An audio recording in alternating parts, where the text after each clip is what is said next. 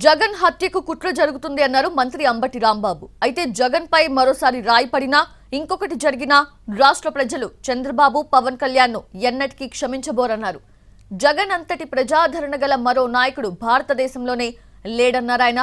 ప్రజల నుంచి జగన్ కు లభిస్తున్న ఆదరణ చూసి ఓర్వలేక బాబు కుట్రలు కుతంత్రాలు చేస్తున్నారని అంబటి విమర్శించారు.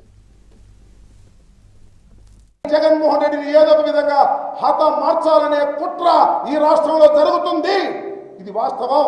చంద్రబాబు, పవన్ కళ్యాణ్ మా జగన్మోహన్ రెడ్డి గారి మీద మరొక్కసారి రాయి పడినా మరొకటి జరిగినా ఈ రాష్ట్ర ప్రజలు క్షమించరంటే క్షమించరని మనం చేస్తున్నాం.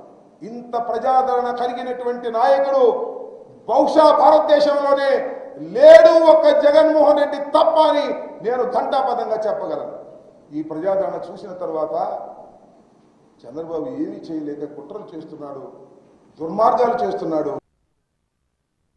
జగన్మోహన్ రెడ్డిని ఏదో ఒక విధంగా హతమార్చాలి.